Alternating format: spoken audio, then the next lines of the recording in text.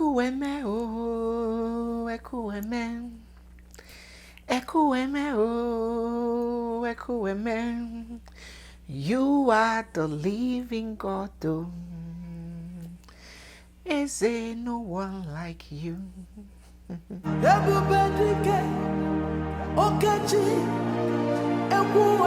It seems just like yesterday, but it's been 3 years already since we woke up to the news that the late singer Osinachi had passed. Osinachi was a renowned Nigerian gospel artist, vocals so strong she could make an atheist give his life to Christ on the spot.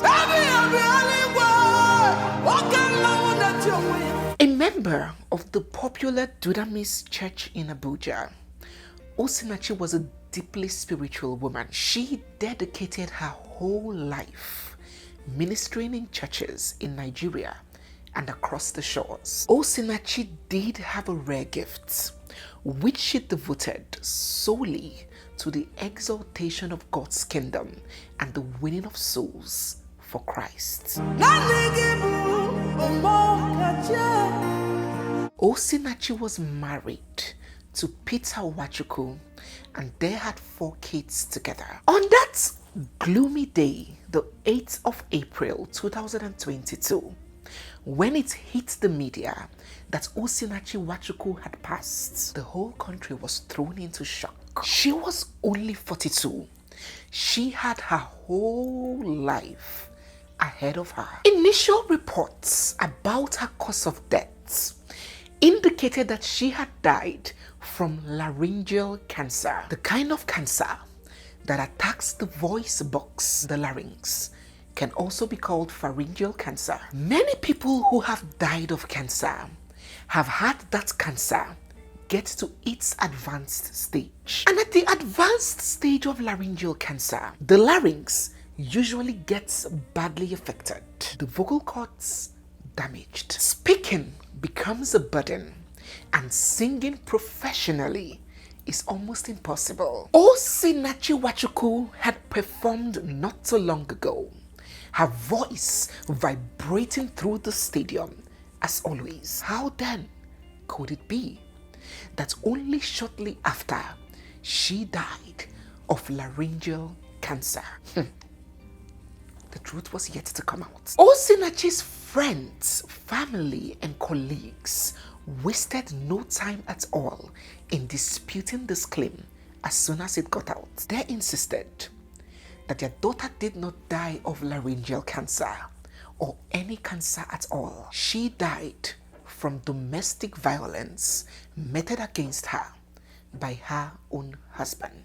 And then they opened a can of worms and maggots. One of the first persons to speak out was none other but Osinachi's mother herself, who granted an exclusive interview to BBC Igbo. She recounted the harrowing experience that her daughter Osinachi had undergone in the hands of her husband, Peter Nwachukwu. Osinachi's mother said that in the history of the world, not even a slave has ever gone through what Osinachi went through in the hands of Peter. She said that he beats her like spots even during pregnancy. She said that ever since her daughter got married, Peter banned her from visiting their home or seeing her daughter freely. Even the traditional postpartum care common amongst the Igbos and even Nigerians in general, she was not allowed to partake in anyone. I'm talking about the omugwo, where mothers go spend some time with their daughters when they put to bed to help them around the house and nurse them back to health, take care of the baby. Of all the 4 children, of all her 4 grandchildren, Peter made sure and gave the instruction that her mother must not come. She said that there was this day that she was so sick, so critically sick, that Osinachi had no choice but to ask and beg Peter to let them bring the mother in so she can watch after the mother, since she can't leave him and the 4 children to go take care of the mother in Enugu, where she is based. Osinachi's mother said shortly after she arrived, Peter changed his mind and gave the ultimatum that her mother should leave the house, and regardless of how much Osinachi begged him, he refused.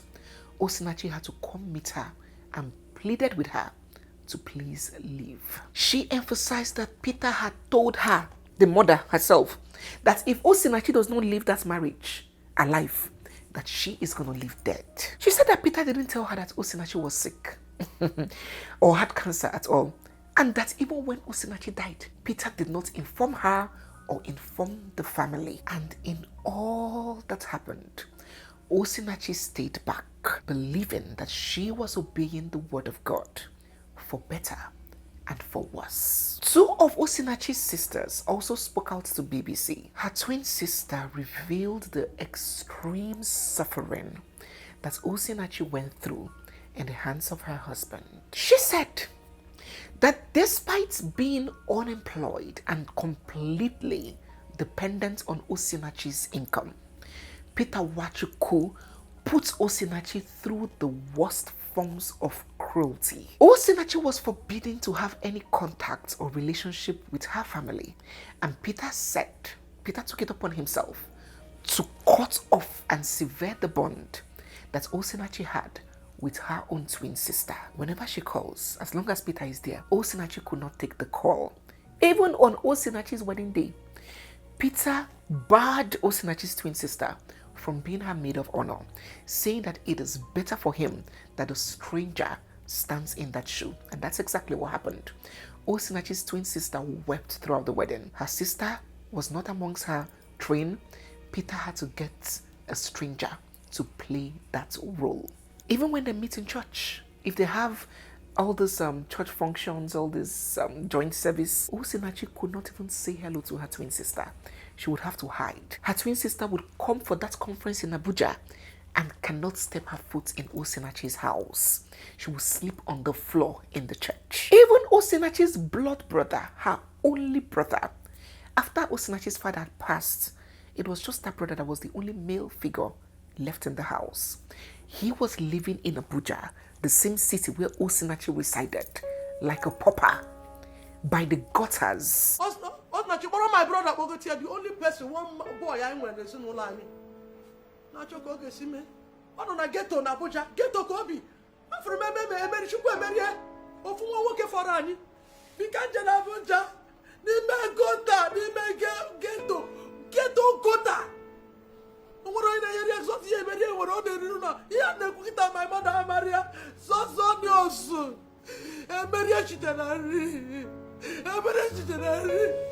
Jesus.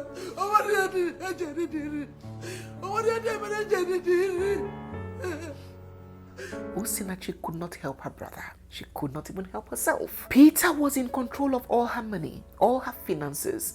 She wasn't even allowed to have or run a bank account of her own. So all the monies for the shows and all the performances were paid directly into Peter Nwachukwu's account. Osinachi, you want to go Osinachi about the program, go get Osinachi akeje go far. Or Peter na press you down. You want to go about get even cause you jojo. Before now, na 30 go Peter go na account, Osinachi na yego. So she was making millions, but she was living like a pauper. She was denied basic household necessities that she had to resort to begging or borrowing. Osinachi's colleagues were not left out in these harrowing testimonies that were being shared. They disclosed that the former NDDC chairman, Joy Nunwe, completely touched by Osinachi's powerful ministration through her singing, offered to build Osinachi a standard studio in Abuja. But that offer was rejected because it was not authorized by Osinachi's husband. So her going too far was too risky for him, but her not going at all will keep him hungry. So he needed to exert just the right percentage of control to ensure that he is well taken care of, but not to give Osinachi a meaningful platform for her to harness her full potential and explode. And so he would pick and vet the shows that she will go to. And even when brands have made payments, If he didn't vet and authorize, those payments will be returned. Now I'm talking about the testimonies that her colleagues gave, her band members, her producers, her directors. They all came out to speak about their first-hand experience of Osinachi's marriage and her sufferings in the hands of Peter. They said that when brands book Osinachi and pay enough, more than enough, for her flight expenses and logistics, Peter would confiscate all the money and put Osinachi in a night bus, exposing her to the needless risks of accidents and criminals. He would not allow her to stay in a hotel. He would tell her to go squat with a friend. He wouldn't let her change her clothes or wear something presentable. They gave account that on several occasions, Peter Nwachukwu had attacked her violently in the studio. Peter and Osinachi's children were not left out in these harrowing testimonies. They have little children, 3 boys and a girl. The turmoil and the situation at home was so bad that their first child, who was about 12 years old at the time, could neither read nor write due to the chaos and instability at the home front. All the children gave account of how their father would beat their mother mercilessly with canes, mop sticks, any objects that he could lay his hands on. They gave account that on this fateful day, shortly after she had just put to bed to the fourth child, Peter Nwachukwu, in a fit of rage, kicked her and the baby out of the house in the dead of the night, in the blistering cold.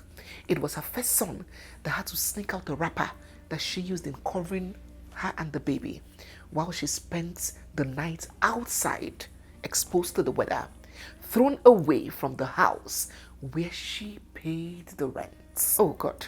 When the Minister of Women's Affairs visited the children, because she just didn't want outside testimony, she wanted to get a good picture of what was happening in that home. And she knows that the most perfect people to hear from are those innocent children who will not tell lies, who had first-hand experience. So she met with these children, and after the meeting, the minister came out weeping, crying uncontrollably. The testimonies were gruesome. They were overwhelming. And so, Peter Nwachukwu was arrested, and on the 3rd of June, 2022, a 23-count charge was preferred against him, including the capital offense of culpable homicide, punishable by death. And so the trial began. Peter entered his plea, and he pleaded not guilty to all the charges.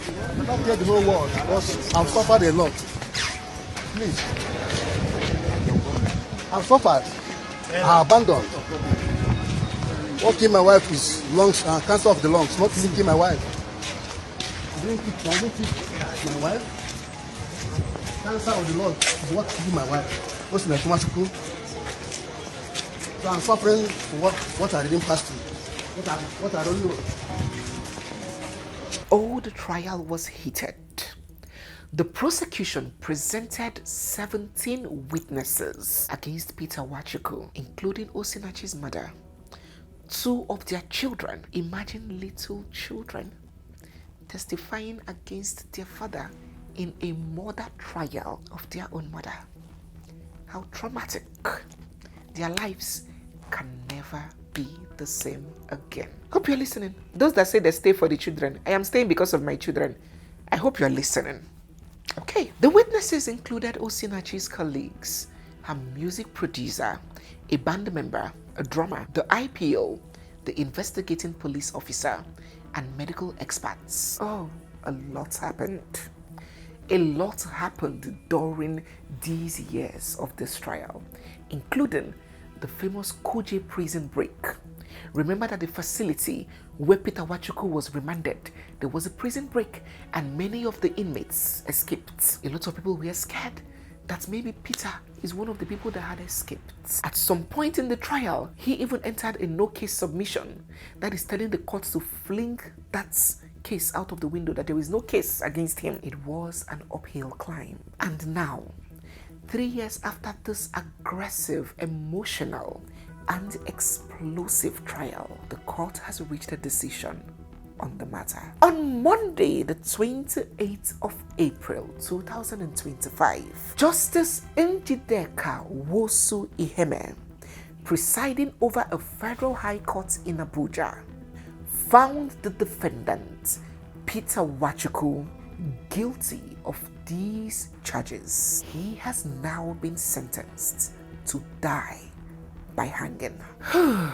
You caused it. You provoked him. It must have been how you spoke to him. If only you were not that loud. I think she is stubborn. She must have talked back. Keep quiet when your husband is talking. Obey him.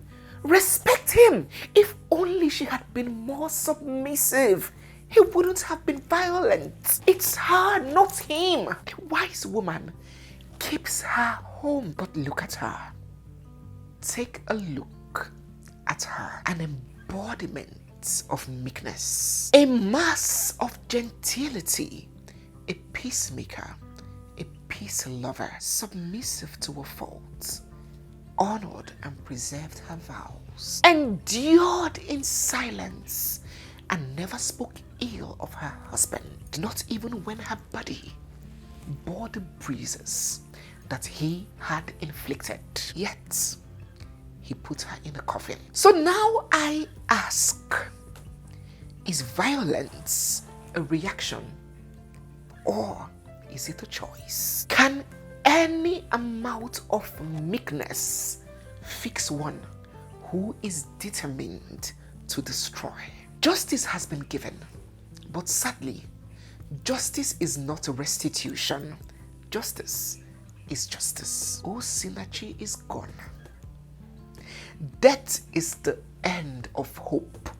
Death is too final, and no amount of justice can bring her back. May the soul of our beautiful, talented, meek and gentle OC, who despite was in excruciating pain, masked her own pain to bring joy, relief and redemption to millions of others. May her soul continue to rest in the bosom of God. Do share your thoughts down in the comment section. So guys, yes, we have come to the end of today's video. If you're new here, you are seeing me for the first time, or if you've been watching without subscribing, don't forget to hit the subscribe button, give this video a big thumbs up, drop all your comments down in the comment section, and stay glued, for we have so much more coming your way. It's me, your girl Barrister Neze, and this is Nezeville. I'll see you guys in my next one. For now, bye.